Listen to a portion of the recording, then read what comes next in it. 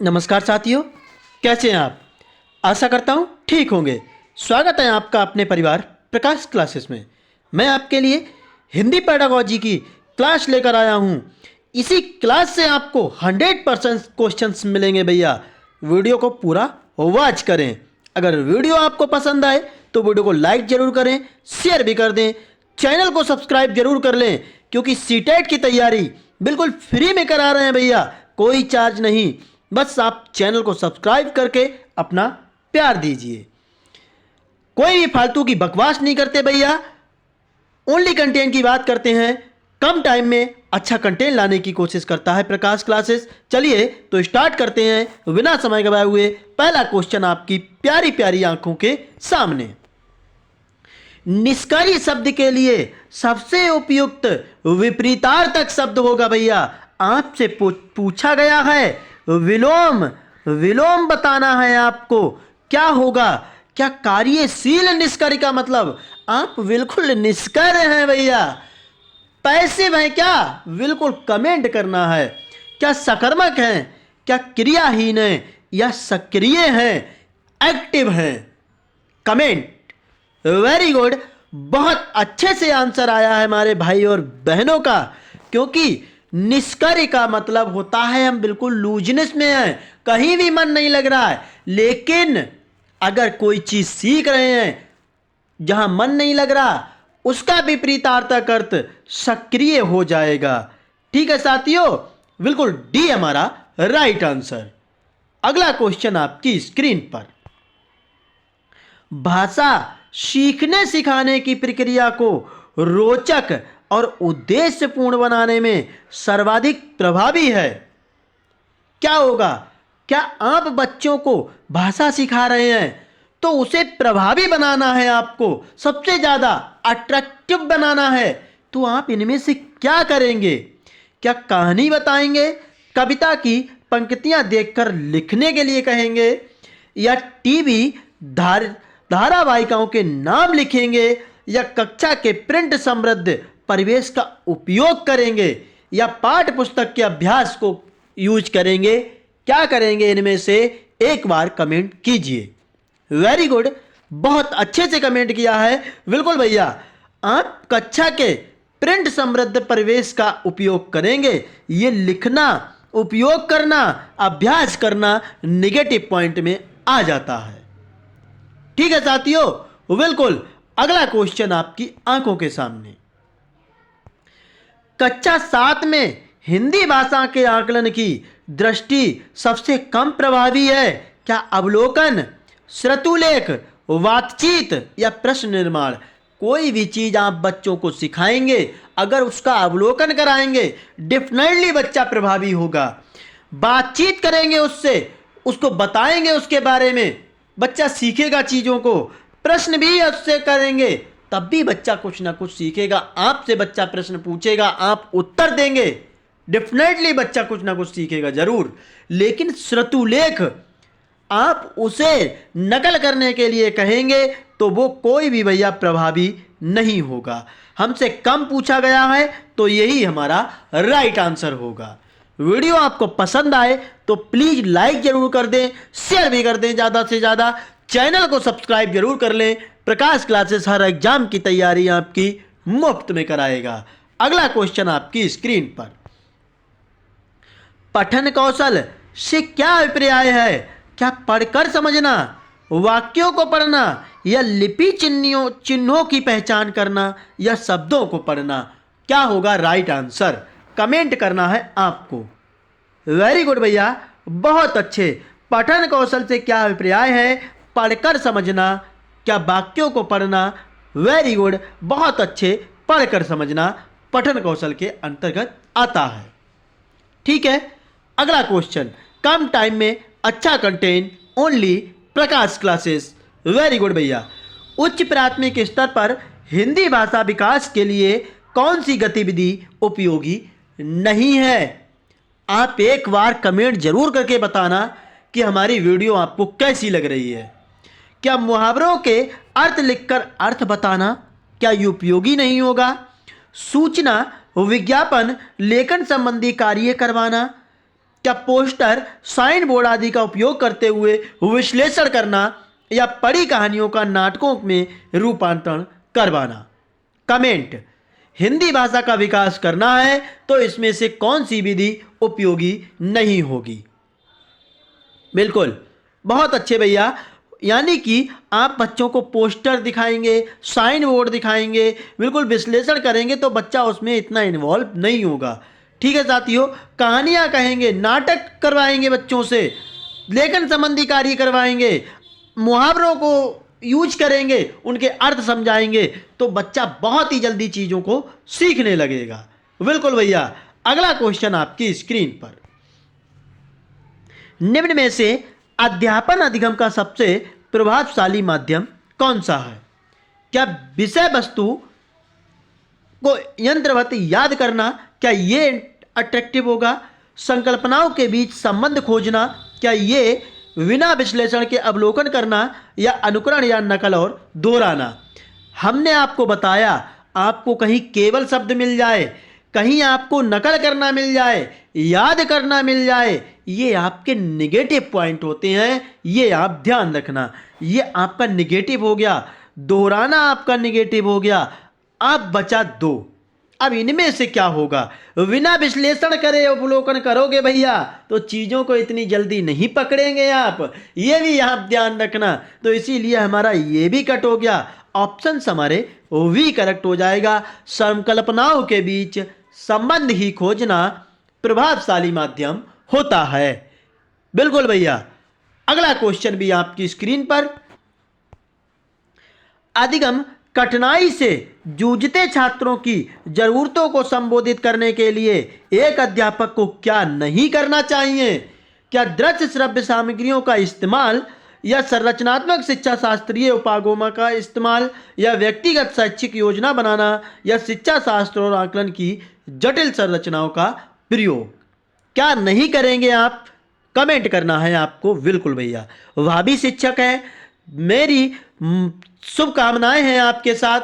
मैं आप बिल्कुल भगवान से विनती करूंगा कि आने वाले साल में जो नया साल आया है इसमें आपको नौकरी जरूर मिले भैया। 7 नंबर का राइट आंसर क्या हो जाएगा, शिक्षा शास्त्र और आकलन की जटिल संरचनाओं का प्रयोग करना। ठीक है साथियों, ये कोई नहीं करना चाहिए। बिल्कुल। अगला क्वेश्चन आपकी स्क्रीन पर। चैनल को सब्सक्राइब जरूर कर लें भैया और ज़्यादा से ज़्यादा वीडियो को शेयर भी करें। बिल्कुल। बेल आइकन को प्रेस कर लें जिससे कि हर वीडियो की नोटिफिकेशन सबसे पहले आपकी आंखों के सामने भैया आए। संश्लेषण विधि में सीखने की प्रक्रिया है। संश्लेषण विधि क्या होती है ये आप बताइए। बिल्कुल, ये ऑप्शन ऊपर हो गया, इसके लिए सॉरी। संश्लेषण विधि का मतलब होता है कि कोई भी समस्या आपके सामने आई और उसे छोटे छोटे भागों में हल करके हल किया आपने, तो वो आपकी संश्लेषण विधि हो गई। क्या वर्ण बनाना, शब्द बनाना, फिर वाक्य। क्या वाक्य बनाएंगे सबसे पहले, फिर शब्द, फिर वर्ण, शब्द वर्ण वाक्य, शब्द वाक्य वर्ण। क्या होगा 8 नंबर का राइट आंसर। बिल्कुल, वेरी गुड। 8 नंबर का राइट आंसर आपका हो जाएगा। सबसे पहले आप बच्चों को क्या करेंगे, वर्ण के बारे में बताते हैं। बिल्कुल, छोटा आ से ज्ञा तक आप बच्चों को सिखाते हैं। फिर आप इनसे कहीं ना कहीं शब्द का निर्माण करवाते हैं, जैसे काला कल और चाला चल, 2 शब्दों को जोड़ के बताते हैं। फिर कहीं ना कहीं आप वाक्य बताते हैं बच्चों को, यानी हमारा ए ऑप्शन करेक्ट हो जाएगा। ठीक है साथियों, एक बार कमेंट आप जरूर करेंगे कि ये वीडियो आपको कैसी लग रही है। अगला क्वेश्चन आपकी स्क्रीन पर। प्रोजेक्ट विधि में शिक्षा प्रदान की जाती है। प्रोजेक्ट विधि के लिए कौन जाने जाते हैं, तो भैया आपके किलपैट्रिक जाने जाते हैं। किलपैट्रिक जाने जाते हैं, ये भी आप ध्यान रखना। ठीक है साथियों। क्या सैद्धांतिक शिक्षा होती है, क्या जीवन में उपयोगी शिक्षा होती है, वैश्विक शिक्षा या नैतिक शिक्षा होती है। 9 नंबर का राइट आंसर क्या होगा। बिल्कुल, वैश्विक शिक्षा के लिए कौन जाने जाते हैं, तो आपके महात्मा गांधी जी जाने जाते हैं, ये भी आप ध्यान रखना। नैतिक, जहां नैतिक शब्द आए, शिक्षा आए, आप जरा कमेंट करेंगे क्या होगा। फिलहाल प्रोजेक्ट विधि जो संबंधित है वो आपकी जीवन उपयोगी संबंधित होती है। ठीक है, अगला क्वेश्चन, एक बच्चे की वृद्धि और विकास के अध्ययन की सर्वाधिक अच्छी विधि कौन सी है? क्या मनोविश्लेषण विधि होती है, तुलनात्मक विधि होती है, क्या विकासीय विधि या सांख्यिकी विधि? देखिए, हम आपको बता दें, विकास की विधि जो होती है वो भैया विकास से ही तो संबंधित होगी, यानी विकासीय विधि हमारी राइट हो जाएगी। आप क्वेश्चनों को देखिए, वीडियो को पूरा वॉच कीजिए। हम इजी लेवल से हार्ड लेवल की तरफ लेके जाते हैं भैया, हर तरह के क्वेश्चन लाते हैं। बस आप अपना प्यार दे करके चैनल को जरूर सब्सक्राइब कर लें। अगला क्वेश्चन आपकी स्क्रीन पर, मानव जीवन की मनोभौतिक एकता क्या कहलाती है? क्या मन तथा शरीर का विकास करना, या शरीर तथा हड्डियों का विकास करना, शरीर तथा अपने हृदय का विकास करना, या आत्मा तथा मांसपेशियों का विकास करना भैया क्या कहलाता है? एक बार कमेंट। बिल्कुल, मानव जीवन की जो मनोभौतिक एकता होती है, मन से संबंधित होती है भैया, तो मन तथा शरीर का विकास करना ही मनोभौतिक एकता कहलाती है। ठीक है साथियों, अगला क्वेश्चन आपकी स्क्रीन पर, स्फूर्ति अवस्था कहा जाता है? क्या शैशवावस्था को, किशोरावस्था को, प्रौढ़ावस्था को, या बाल्यावस्था को? इनकी एज काल पूछा जाता है, तो 0 से 5 वर्ष कहीं ना कहीं आपका क्या होगा? शैशवावस्था। बिल्कुल, किशोरावस्था, फिर बाल्यावस्था आती है। बाल्यावस्था आपकी कहाँ से जाती है? बिल्कुल भैया 6 से 12 वर्ष तक। ठीक है साथियों, और किशोरावस्था 12 से 18 वर्ष तक होती है, फिर ये 18 से ऊपर की अवस्था होती है, ये आप ध्यान रखना। फिलहाल स्फूर्ति की अवस्था जो होती है, बच्चा बहुत एक्टिव हो जाता है, तो वो आपका कहीं ना कहीं बिल्कुल बाल्यावस्था में हो जाता है। ठीक है साथियों, अगला क्वेश्चन आपकी स्क्रीन पर, प्राथमिक शिक्षा में हिंदी भाषा की शिक्षा का प्रमुख उद्देश्य क्या होता है?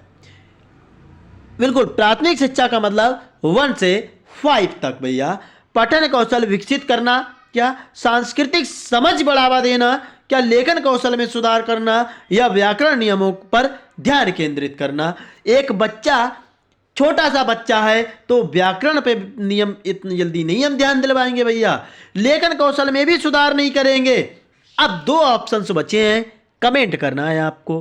पठन कौशल भी नहीं भैया, बिल्कुल सांस्कृतिक समझ को बढ़ावा देना है कहीं ना कहीं। अगला क्वेश्चन,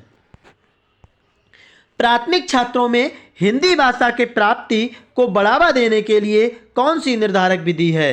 कठिन व्याकरण अभ्यास, संगीत के गीतों की हिफाजत, या कहानी सुनाना और संवादात्मक सत्र, या शब्दावली की रट लेना। रटना हमने बताया आपको नेगेटिव पॉइंट है।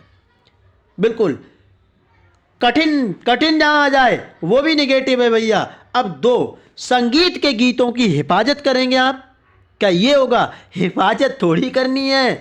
बिल्कुल, कहानी सुनाना और संवादात्मक सत्र जो है, ये प्राथमिक छात्रों में हिंदी भाषा के प्राप्ति को बढ़ावा देना है।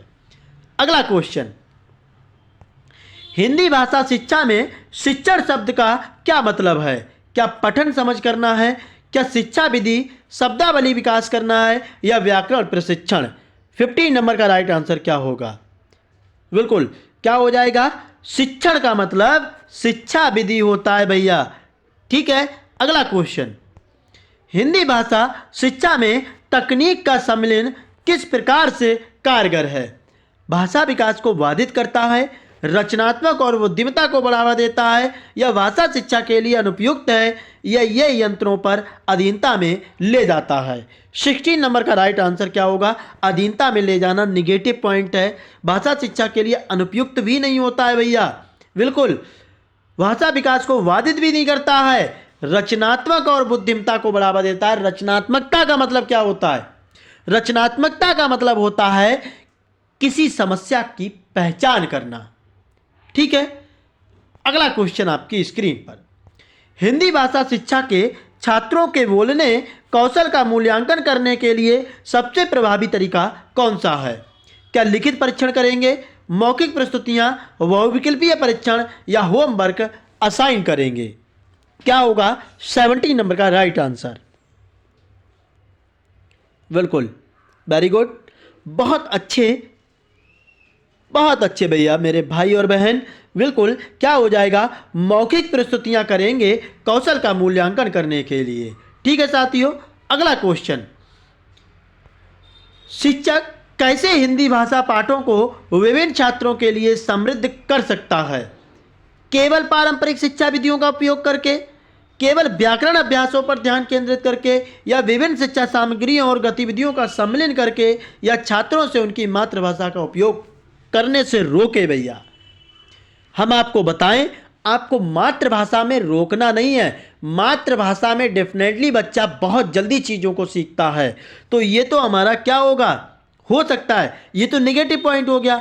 हमसे क्या पूछा, विभिन्न छात्रों के लिए समृद्धि कर सकता है, विभिन्न शिक्षा सामग्रियों और गतिविधियों का सम्मिलन करना, केवल वाले हमने बोला नेगेटिव पॉइंट है भैया। तो हमारा सी ऑप्शन बचा इज द करेक्ट आंसर। अगला क्वेश्चन, हिंदी भाषा शिक्षा के संदर्भ में बहुभाषी कक्षाओं में शिक्षण करने का महत्व क्या है? इसे बहुभाषी स्थितियों में आवश्यकता नहीं है क्या? शिक्षण करने का महत्व बहुभाषी बताना है भैया। बिल्कुल, एक से ज़्यादा भाषाओं का यूज करना बहुभाषी होता है। भाषाई विविधता और सांस्कृतिक समझ को बढ़ावा देता है। इससे अन्य भाषाओं को सीखने की हानि होती है? बिल्कुल नहीं भैया, इसमें छात्रों के बीच भ्रम भी नहीं पैदा होता है। 90 नंबर का राइट आंसर क्या होगा? अब आपके पास दो ऑप्शंस बचे हैं। बिल्कुल, आवश्यकता नहीं है भैया। बिल्कुल, एक से ज़्यादा चीज़ों को सीखेगा बच्चा तो डेवलपमेंट होगा उसका। भाषाई विविधता और सांस्कृतिक समझ को बढ़ावा देता है भैया। ये हमारा बहुत ही अच्छा महत्व है। अगला क्वेश्चन, शिक्षक कैसे हिंदी भाषा के विभिन्न प्रवीणता स्तरों की आवश्यकताओं को संबोधित कर सकता है? अंतःदृष्टि को अनदेखा करे और स्तरित गति पर शिक्षा करे, व्यक्तिगत समर्थन और विभिन्न शिक्षा विधियां प्रदान करे, या छात्रों को केवल उनकी भाषा क्षमताओं के आधार पर समृद्धि ले, या केवल, हमने कहा केवल दिखे निगेटिव पॉइंट। तीन ऑप्शंस हैं आपके पास। बिल्कुल, क्या छात्रों को केवल, हाँ भैया सी में भी केवल है। अब दो ऑप्शंस बचे हैं। अंतर्दृष्टि को अनदेखा करना, नहीं भैया, अनदेखा भी नेगेटिव होता है। क्या हो जाएगा, व्यक्तिगत समर्थन और विभिन्न शिक्षा विधियां प्रदान करे, यही प्रवीणता का आवश्यकताओं को संबोधित करता है। अगला क्वेश्चन, हिंदी भाषा शिक्षा के संदर्भ में भाषा खेलों का क्या महत्व है?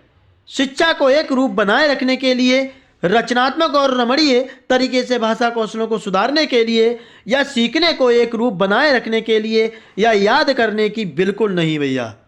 भाषा खेलों का क्या महत्व है? तो ये आपका क्या होगा, बिल्कुल रचनात्मक और इस रमणीय तरीके से भाषा कौशल को सुधारना।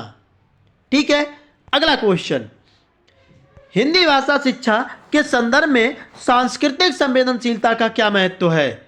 इसे भाषा शिक्षा के लिए अनुपयुक्त माना जाता है। ये भाषा के गहरे समझ को बढ़ावा देता है। इसे विवाद से बचने के लिए नज़रअंदाज करें। आपको नज़रअंदाज कोई भी चीज़ नहीं करनी है बच्चे की। केवल वाले हमने कहा नेगेटिव पॉइंट। हमसे पॉजिटिव पूछा गया है तो पॉजिटिव आंसर देंगे भैया।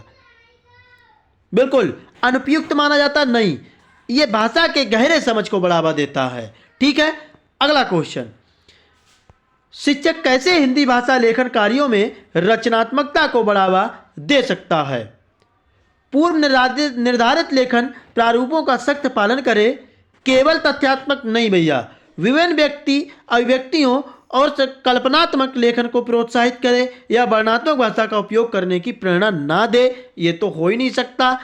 दो ऑप्शंस आपके सामने हैं। सख्त रूप से पालन करना, क्या ये होगा 23 का राइट आंसर? ये भी नहीं होगा। विभिन्न अभिव्यक्तियों और कल्पनात्मक लेखन को प्रोत्साहित करे, तभी रचनात्मकता को बढ़ावा मिल सकती है। अगला क्वेश्चन, भाषा मूल्यांकन के संदर्भ में हिंदी शिक्षण में सृजनात्मक मूल्यांकन का महत्व क्या है? इससे समग्र भाषा प्रवीणता का मूल्यांकन होता है। यह विशिष्ट कौशलों पर ध्यान केंद्रित है और सुधार के लिए प्रतिक्रिया प्रदान करता है। इससे समग्र मूल्यांकन को पूरी तरह से बदल देता है, या इसमें केवल हफ्ते की क्षमताओं का मूल्यांकन होता है? क्या होगा इस क्वेश्चन का राइट आंसर? 24। बिल्कुल, ये विशिष्ट कौशलों पर ध्यान केंद्रित है और सुधार के लिए प्रतिक्रिया प्रदान करता है। सभी हमारे भाई बहन इसी ऑप्शंस पर जा रहे हैं। बिल्कुल भैया, राइट वही हमारा वी ही होगा। अगला क्वेश्चन, हिंदी भाषा पाठों में सांस्कृतिक तत्वों को शिक्षण में कैसे शामिल किया जा सकता है? समय बचाने के लिए सांस्कृतिक तत्वों को बाहर रखें, पाठों में त्योहार, परंपराएं और रीतियों को शामिल करें, सांस्कृतिक तत्वों को भाषा से अलग सिखाएं, या केवल व्याकरणिक शब्दावली नहीं। भैया आपको क्या राइट लगता है? एक बार कमेंट। बिल्कुल, सांस्कृतिक मतलब सामाजिक चीज़ों को डेवलप करना है तो पाठों में त्योहार, परंपराएं और रीतियों को शामिल करना होगा, तभी बच्चा सांस्कृतिक चीज़ों को सीखेगा। ठीक है साथियों, अगला क्वेश्चन आपकी स्क्रीन पर, हिंदी भाषा शिक्षा में मुहावरे और कहावतों को सिखाने का महत्व क्या है? उनका आधुनिक संवाद में कोई प्रासंगिकता नहीं है। वे भाषा उपयोग और सांस्कृतिक समझ को समृद्धि देते हैं। वे छात्रों के लिए भाषा सीख को कठिन बनाते हैं। वे केवल ये भी नहीं, कठिन भी नहीं। भैया दो ऑप्शन, सांस्कृतिक समझ को समृद्ध बनाते हैं, प्रासंगिक नहीं। हमसे पॉजिटिव पूछा गया है तो वी ऑप्शन हमारा पॉजिटिव है ओनली। अगला क्वेश्चन, हिंदी भाषा कक्षा में सहयोगी सीखने को कैसे बढ़ावा दिया जा सकता है? बच्चे सहयोग में सीखेंगे, खेल खेल में सीखेंगे। क्या अनुशासन बनाए रखने के लिए समूह गतिविधियों को नकारात्मक बनाए रखें, बेहतर नियंत्रण के लिए केवल हमने का नेगेटिव, समूह परियोजनाएं और चर्चाओं का आयोजन करेंगे, समय बचाने के लिए इंटरैक्टिव सत्रों से बचेंगे, बचना भी नहीं है। कमेंट, नकारात्मक नहीं भैया, क्या है? बेहतर नियंत्रण के लिए केवल ये ऑप्शन क्या होगा? समूह परियोजनाएं और चर्चाओं का आयोजन करेंगे जिससे सहयोगी सीखने को बढ़ावा मिलता है। अगला क्वेश्चन, हिंदी भाषा शिक्षण में प्रतिभा का महत्व क्या होता है? एक प्रतिभाशाली बच्चा है भैया, क्या ये छात्रों को संवेदनशील सोचने की क्षमता विकसित करता है? ये छात्रों को पढ़ाई को बेहतर बनाता है, रटने को बढ़ावा, नेगेटिव, उच्चारण को सुधारता है। क्या होगा? 28 का राइट आंसर।